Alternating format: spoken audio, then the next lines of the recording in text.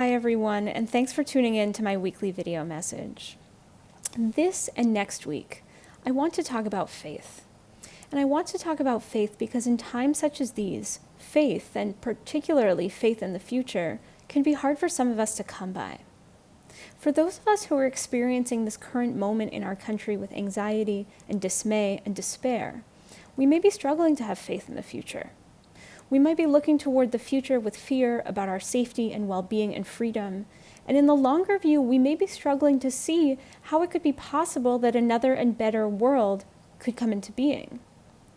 And yet, awakening our faith in the future is so important. Not only because it's healing and spiritually fortifying for our hearts, but because this helps us take action. Because if we look toward the future with no sense of possibility, with the sense that things will only get worse and that there's nothing we can do about it, then what's the point of fighting for change? Without faith, action is deeply challenging. And we know that the only way that change happens is when people decide to do something about what's going on. So awakening faith is profoundly important. For that reason, I want to share one thing that has really been strengthening my faith these days. And that is noticing and remembering how many of us care about the suffering and destruction happening in this time. How many of us are concerned about the future and are trying so many different things to fight for our future. I think about how many people around the world are part of this work of justice and love and healing. How many people have done this work for change for centuries, and how many of us are working hard for a better future for the sake of future generations. In this vein, I think of the story of the nation of Amalek attacking our ancestors in the desert. And I think about this image of Moses, who was standing at the top of a hill overlooking the battle, holding the rod of divinity in his hand. And he held his hands high, because when he held up his hands, that's when the Israelites would prevail. When he put his hands down, Amalek would prevail. But of course his hands became tired. Whose wouldn't? And what happened was Aaron and Hur went to his side and they held his hands up.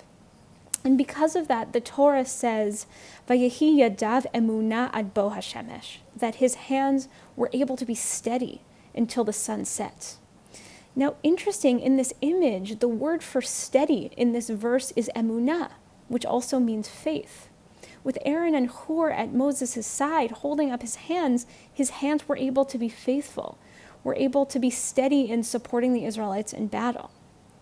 And I really see in this image a powerful teaching about faith, that we need each other to have faith, that we need each other to keep our arms raised and our hands steady as we look towards the future. That is why for me, noticing just how many of us care and are trying to build a better world and have been doing so for generations really helps me keep my faith in the future alive. It helps me feel that the future is really in our hands, that there is a possibility, that our actions do matter, and that the world one day, through our work, could indeed be different. With that, I want to invite each of us to reflect this week.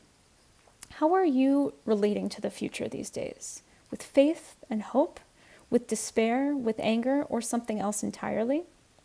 And what might it look like for each of us to awaken our faith in the future and in the possibility of a different and better world in these trying times? As usual, I look forward to hearing your responses to these questions. You can reach me at rabbi@bethtorah.org. I look forward to hearing what's on your heart and your mind.